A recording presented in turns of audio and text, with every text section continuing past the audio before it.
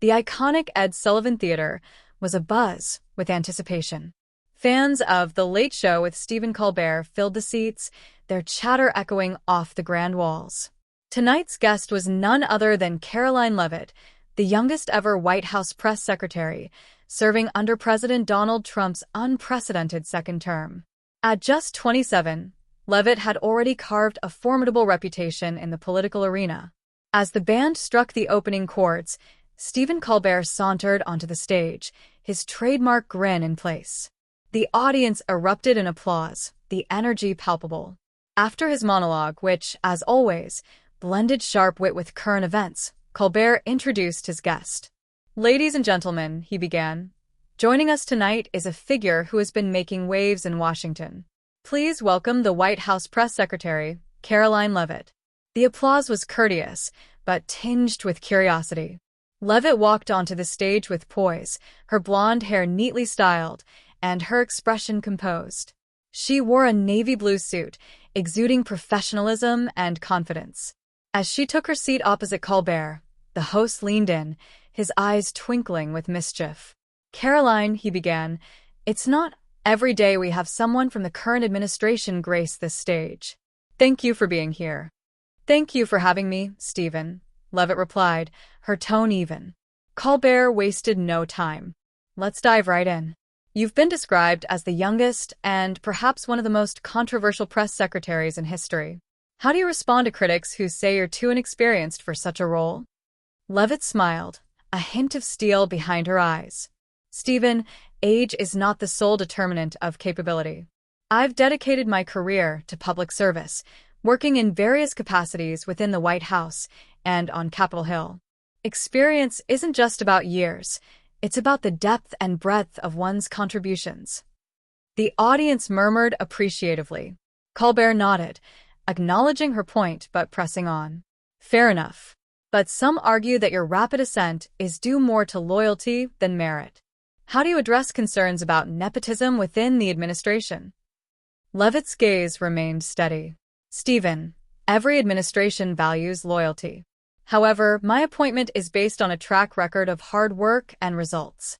Serving as the National Press Secretary for President Trump's 2024 campaign and previously as an assistant press secretary during his first term provided me with invaluable experience. Loyalty and merit are not mutually exclusive."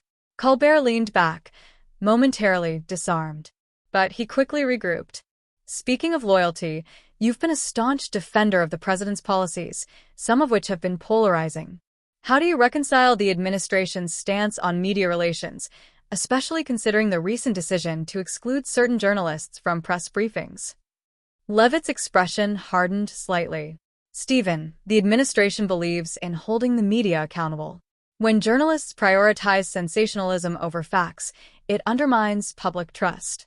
Our decision to reevaluate press access is about ensuring that the American people receive accurate information without bias."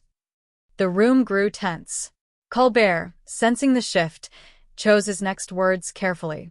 "But doesn't limiting press access contradict the principles of a free press?"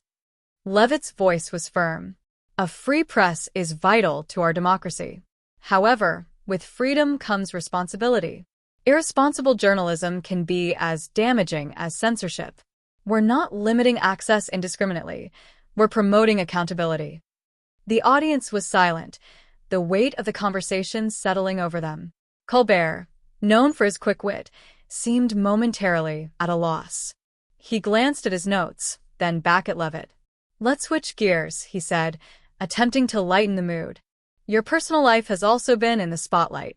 Your marriage to Nicholas Riccio, a real estate developer 32 years your senior, has raised eyebrows.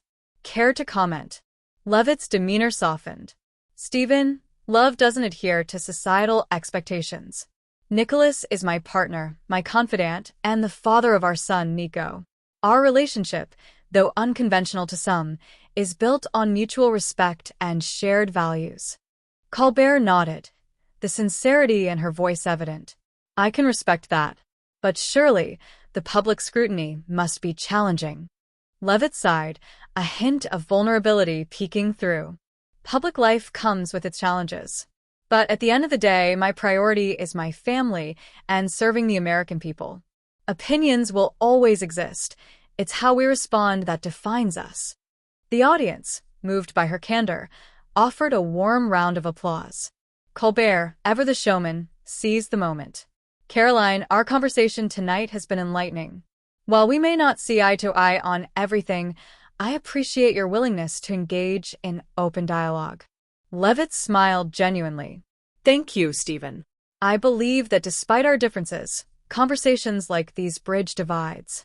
As the show wrapped up, the atmosphere in the theater was contemplative. Viewers at home took to social media, debates igniting across platforms. Some praised Leavitt's composure and articulate responses, others critiqued her positions. Regardless of stance, one thing was clear. The night's exchange had left an indelible mark on the public discourse.